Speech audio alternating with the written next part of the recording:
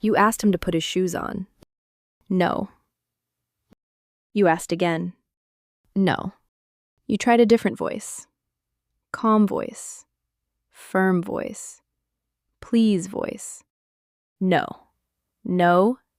No. You are now 7 minutes late. There is one shoe on. You have said the word shoes 14 times. And somewhere between the third and fourth no, you said it. Why is he so defiant? And I need to stop you right there. Because that word, defiant, is the most expensive misunderstanding in modern parenting. What your toddler is doing when he says no is not defiance. It is genius. And today, ParentingIQ gives you the neuroscience that will make you hear that word completely differently, forever. Before the science, I need to say something first. The morning you just pictured is every morning for most parents of toddlers. The no before breakfast, the no at the shoes, the no at the jacket, the no at the car seat, the no at the sippy cup that is the wrong color. You are not failing. You are not raising a difficult child. You are raising a child whose brain is doing something so sophisticated, so neurologically correct, that developmental scientists have spent decades trying to fully understand it. The exhaustion is real. The lateness is real. The frustration is completely valid. But the story you are telling yourself about what it means, that story needs to change today. Drop "this is my morning" in the comments if you have had this exact shoe conversation.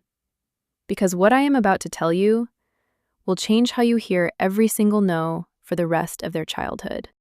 To understand what is actually happening in your toddler's brain when they say no, you need to understand one of the most foundational frameworks in all of developmental psychology. In the 1950s, psychologist Erikson identified the 8 stages of human psychosocial development. Stage 2, which spans exactly the ages of 1 to 3 years, he called autonomy versus shame and doubt. Erikson's research established that the central developmental task of the toddler years is not cooperation. It is not compliance.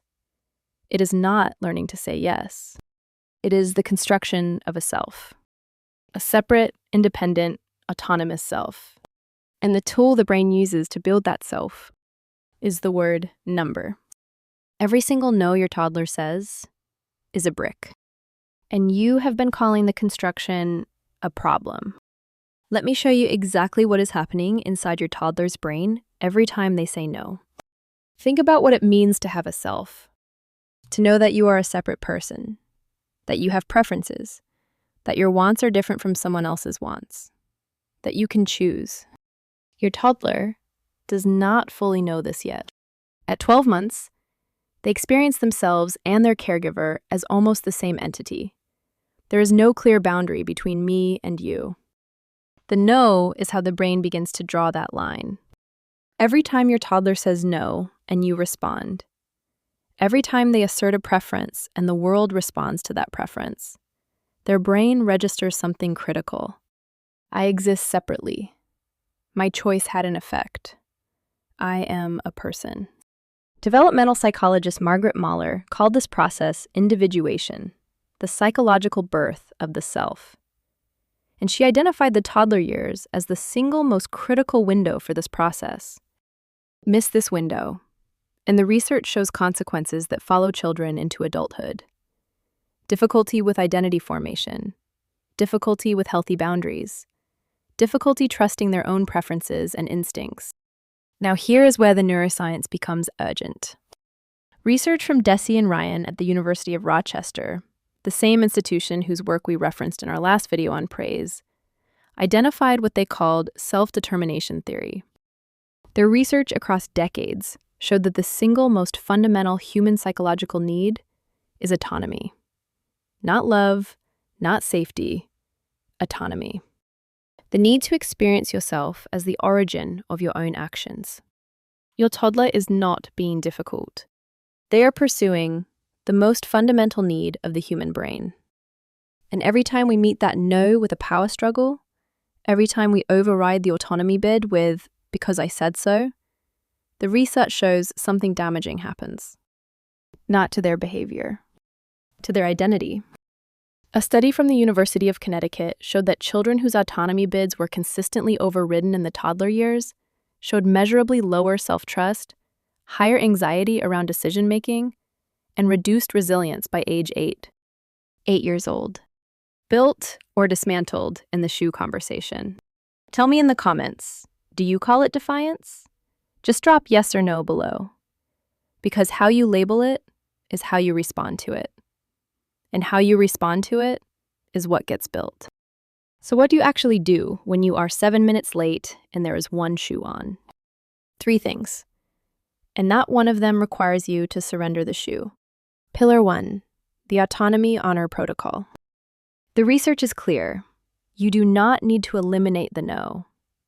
You need to honor the autonomy bid without surrendering the boundary. The difference is specific. Put your shoes on is a command that leaves no room for autonomy. The toddler brain hears it as a direct threat to the self being constructed. Do you want to put the blue shoes on first or the white ones? Honors the autonomy, gives a genuine choice, while maintaining the boundary that shoes are happening.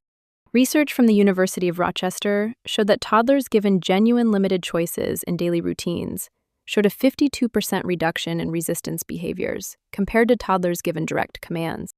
52%. Same shoes, different conversation. The one action starting today. Before every instruction, find the choice inside it. Even if the choice is small, which hand do you want to carry your backpack in? The choice is real. The autonomy is honored.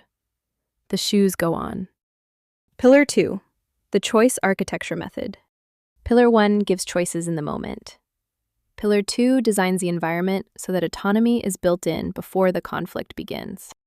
Research from behavioral science shows that toddler cooperation increases dramatically when children are involved in decisions before the transition, not during it. This is the 2-minute preparation window. Before leaving the house.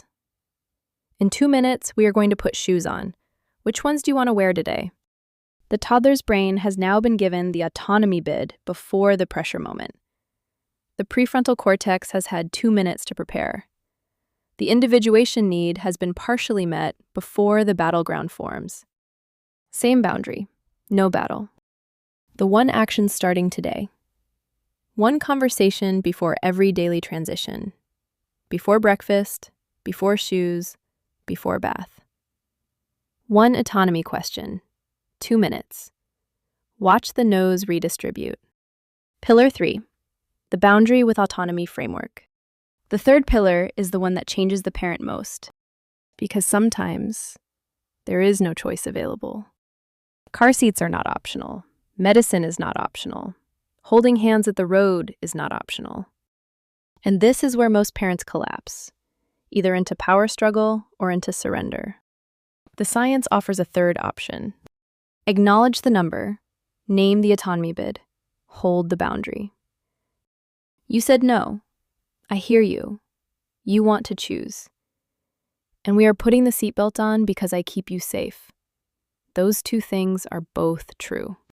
Research from Dr. Ross Green at Harvard showed that children whose no was acknowledged, even when the boundary was held, showed significantly lower escalation to meltdown than children whose no was simply overridden without acknowledgement.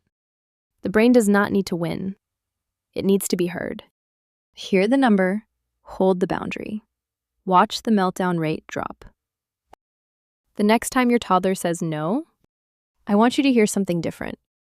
Not defiance. Not difficulty. Not a problem to be solved. Hear this. My child knows they are a person. My child trusts that their preferences exist. My child believes their voice has weight in the world. That is not a difficult toddler. That is a healthy one. The child who never says no in the toddler years is the child who has learned that their preferences do not matter, that compliance is safer than selfhood, that being good means disappearing. That child becomes an adult who cannot hold a boundary, cannot trust their instincts, cannot say no when it matters most. Your toddler's no is the first no they will ever need. How old is your toddler right now? Just drop their age in the comments, because where they are in this autonomy window changes which pillar matters most for you this week. The next time those shoes sit on the floor, and that word comes, no, you will pause. You will hear a brain building a self. And you will say, do you want the blue ones first or the white ones? And they will choose. Because they always wanted to choose. They just needed you to know that that is enough. Watch next, immediately, why your toddler hits and why punishing it makes it worse. Because the aggression science there is the next piece of exactly this autonomy puzzle. New protocol. Every single week. At ParentingIQ, we don't raise children. We architect legacies.